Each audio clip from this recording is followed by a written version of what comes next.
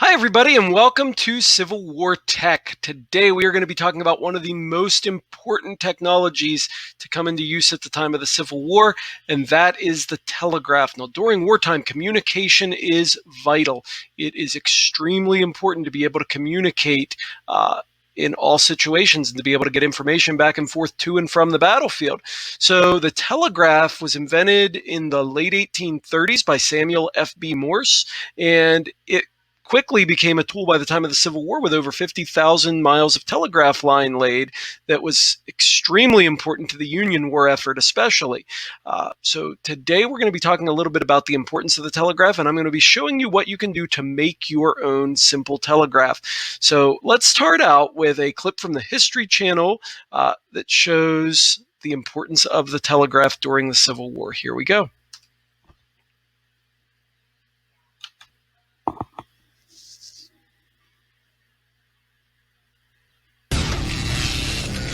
In a building just across the road from the White House is a small room that will become Lincoln's nerve center in this war.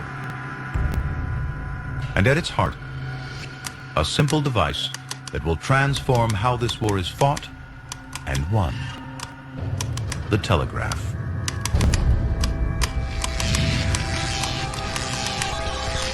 The invention of Morse Code in 1844 turns the telegraph into America's first tool of mass communication.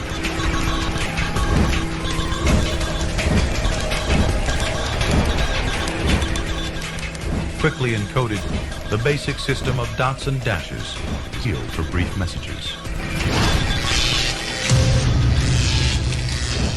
Like Twitter today, it needs just seconds to send them and transcribe them.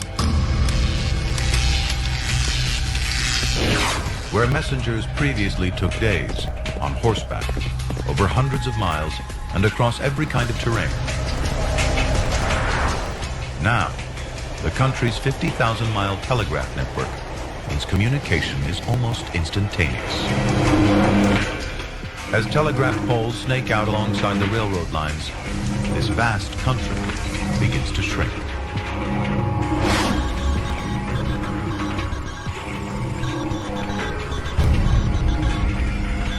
It will transform the nature of this war, as information and decisions can flow backwards and forwards at lightning speed. It became kind of the early version of email. Suddenly it was possible to get a message to somebody from St. Louis, to get a message to New York in a shockingly short amount of time. Lincoln immediately realizes the telegraph's potential as a weapon of war. He insists on the installation of telegraph lines directly into the War Department.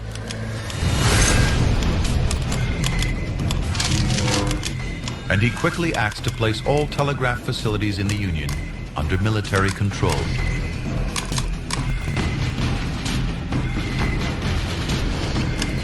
The telegraph office becomes the central hub of Lincoln's war operation, his command and control center.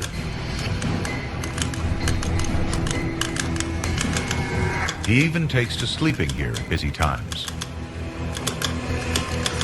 The telegraph office manager, David Homer Bates, describes how Lincoln obsesses over every scrap of news from the front, sometimes reading dispatches word by word as they are deciphered.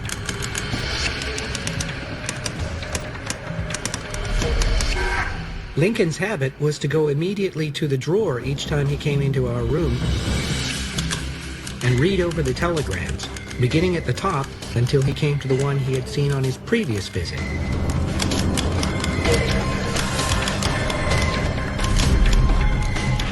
The North's telegraph network spreads its tentacles far and wide, sucking information back to Lincoln and his commanders in Washington. It gives him a vast strategic overview, providing him an unrivaled insight into his commander's tactical thinking. All right, so that gives you an idea of just how important the telegraph was and how amazing it was. When you think about the 1830s, 40s, 50s, coming up with this idea of instant communication. I mean, they mentioned communication before this took weeks, took days at the very least, depending on how far you were taking that message. It could only travel as fast as a person could walk on foot, or at the very best circumstances, as fast as someone could ride on horseback. So it would take a very long time to get a message from one point to another. The telegraph would change all of that. It would also make the president sitting in Washington, D.C., in this case Abraham Lincoln, much more involved with day-to-day battlefield operations, really putting him into that role of commander-in-chief. So Lincoln expected to be much more involved, and some of the generals that were working for him kind of thought he was being too meddlesome, too involved, and they thought he just needed to stay out of things. So it created some conflict that way as well. So let's take a look at how we can make our own telegraph. So you're going to need a few things. You're going to need, and these were all on your supply list, you're going to need a hammer, a screwdriver, probably Phillips head. I think I'd recommended Phillips head screws. You're going to need 3 small screws. Okay, I have one that's a little longer than the others, but if you don't, that's okay. If yours are all the same size, we can work with that. You're going to need a nail, okay, and hopefully a little bit longer of a nail. You're going to need some metal strips, and this is probably the hardest thing to find. There are some metal fastening strips and things at hardware stores that might work. I found some things on Amazon too. Basically, you just need thin strips of metal that are bendable so that you can bend them, so they can't be too thick to bend them. And they need to be ferrous metals, which means they need to be attracted to a magnet, things like iron that a magnet will be attracted to. You need some wire. Okay, and it's important that your wire is solid strand wire. There's different kinds of wire. Some wire is braided, so the wire itself inside underneath this insulator is braided wire. But for this experiment, for this activity, we're going to need solid strand wire. And then you're going to need 2 wooden blocks, 2 pieces of wood, about 6 inches long or so is good. Okay. So the first thing you're going to do is take one of those screws and screw it into the board. Now it helps sometimes, it's hard to see here, but I have some small holes drilled in here first. So I drilled some, they're called pilot holes. So if an adult can help you with that, you can drill those holes and then it'll help you put those screws in. These ones I have, I believe, probably about 5 inches apart or so, 4 to 5 inches apart. Depends on how long your metal strip is too. So I'm going to put one of those screws into one of those holes, and I don't screw anything in with it. It just goes in there by itself, and I'm going to leave it sticking out. I don't need to screw it in too far, just far enough to hold in place. Okay. I'm going to take one of my ends of wire. It's important that you strip away the insulation on one of those ends, actually on both of those ends. So we're going to peel away some of that insulation, and we're going to put a small sort of fish hook shape in the end there. Okay, and I'm going to take that and lay it around the other hole. This hole's a mistake. Don't worry about this hole in the center. Hopefully you can see my mouse, but if not, this hole that's in the center, we don't need to focus on. That's a mistake. It doesn't need to be there. Okay, but this hole toward the back, the opposite side from where you put your screw, you're going to just kind of lay that metal or that wire so that the hook curves around that other hole that you have drilled in. Okay. Then you're going to take that metal strip and one of your other screws and screw all of this together. So I have my wood, then I have the wire on top of that, then I have the metal strip, and I take that screw and I screw everything together. Okay, and I'm going to make it almost tight. But before I tighten it finally, I'm going to bend that metal strip up between 30 and 45 degrees, so up at a diagonal like this. Okay. Then I'm going to bend it flat out over top, and this will sort of act as a switch. Okay, so this kind of works almost as a switch for my telegraph. It's called the Telegraph Key, and it's what will be used to type in the message. So we'll get to that. We'll get back to this piece in a few minutes, but now we're going to make what's called the Telegraph Sounder. When we're in class, I do have students write their names on the bottom of this. You probably don't have to worry about that at home. Okay. So next I'm going to take that longer iron nail and I'm going to hammer that into just about the middle of my other board. So I'm going to take that nail, hammer it down into the center of the other board. Okay. Then I'm going to take my longer piece of wire. Okay, and I didn't mention that earlier, but the shorter piece of wire is the one I use on that last piece. Hopefully you caught that. But my longer piece of wire, and I'm going to start to wrap it around the nail. And what this is going to do is turn my nail into an electromagnet. So what you want to do is go all the way, and it doesn't matter really if you start it from the bottom or the top. I usually like to start from the bottom. It just kind of helps keep the wire out of the way later on. But you're going to start from the bottom and wrap that nail all the way up to the top and then all the way back down. So you've got 2 complete wraps around that nail. The more loops you have around the nail, the stronger your magnet will be and the better this telegraph will work for you. So keep those wraps nice and tight. What I like to do is wrap a little bit and then slide everything together. So you want to keep everything nice and tight, pushed closely together, lots and lots of coils around that nail. Okay, so keep nice tight coils all the way to the top and then all the way back to the bottom. Okay, and you'll see here I have a little tail. When I started, I left a little piece, and you can actually see that back here. I left this little piece. I don't want to wrap this because I need to attach it to the battery. Okay, and then when I'm done, I have a longer piece left over, and that's okay too. That's actually what I'm going to use here in a moment to connect to the telegraph key. Okay, so there again is what my nail looks like. Okay, notice how tightly wrapped it is. It doesn't have to be perfect. It doesn't have to look pretty, but you do want to have a lot of loops around that nail. Okay.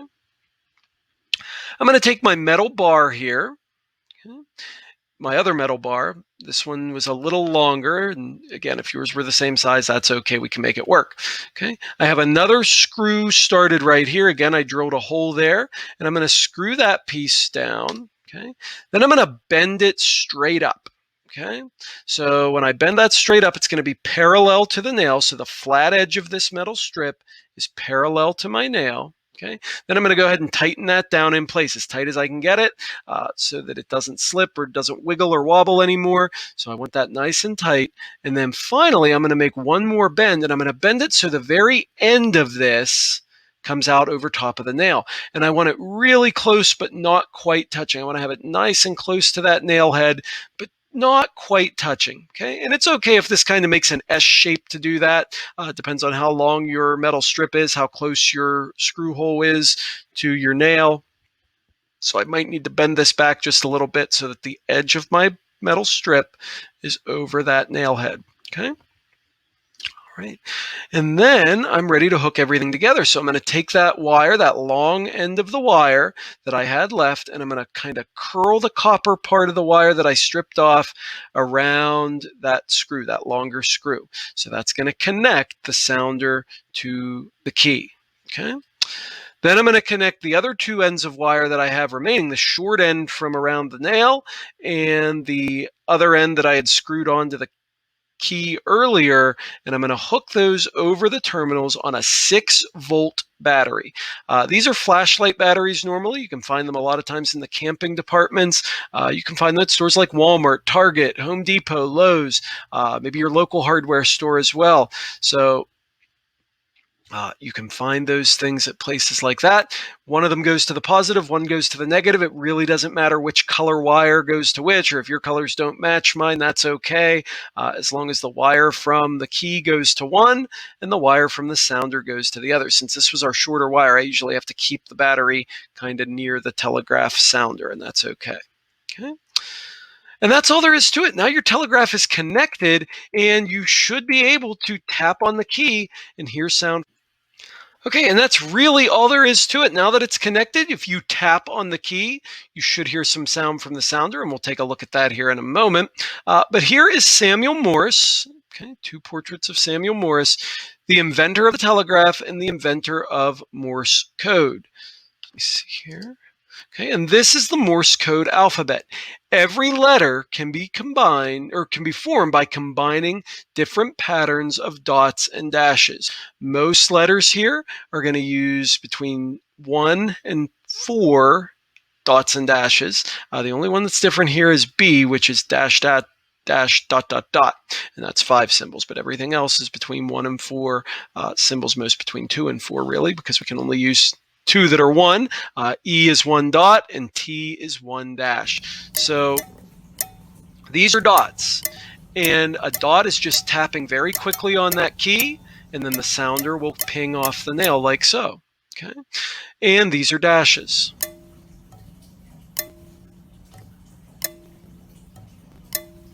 Okay, and so you see it's resting a little bit longer on top of that nail head with the dash, so it pings really quickly and just tapping off on the dot, a little longer hold on the dash. Now eventually, like you saw in the video, the telegraph would actually be feeding paper through and would be writing those dots and dashes. The earliest telegraphs, the telegrapher had to watch that themselves and write down the dots and dashes. That's what you'll have to do when we start using these to send some messages.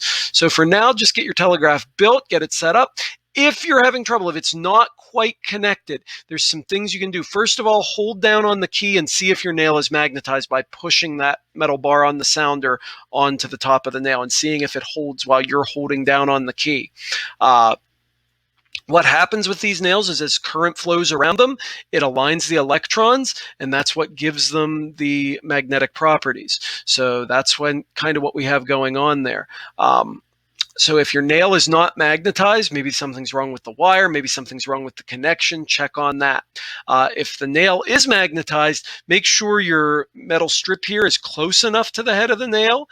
Maybe it's too far away and you need to adjust the bend. Sometimes it'll freeze on top, it won't disconnect, so you might need to adjust the bend a little bit the other way, or maybe even remove some coils from around the top of that nail head. Maybe your magnet is too strong. So it takes a little finesse sometimes. You have to work it out a little bit and kind of work through, troubleshoot some of those types of issues. That's something I'm usually able to help with when we're in person, but with you on your own, it's going to be a little tougher, but we can look at that too together on our Zoom calls and things if we need to, and hopefully maybe I can help you from afar that way. But practice those dots and dashes, and then we'll be able to practice sending some messages. So I'll send you some messages here in the next video and show you how to decode those messages. So that's what we'll be doing next. One important thing, these batteries can get very hot if they're left connected. So you don't want to hold down on that key too long. It's just those quick taps for dots and dashes. If you see some small sparks and things, that's okay. Don't worry about that. But if you're using this improperly and holding it down and letting it get hot, that's not safe. So be very, very careful with that. And be sure to disconnect the wires when you're finished, as long as you disconnect the wires. And usually those batteries come with a little cap for on top of those springs. Put the cap back on when you're done, and that'll keep something from accidentally connecting those terminals and causing a short circuit or causing problems. So you want to make sure to be careful with these batteries. Okay. All right, that should be all for today, guys. Thanks so much. I hope you had fun building your own telegraph, and we'll test those out together here really soon. Thanks, everybody. I'll see you next time.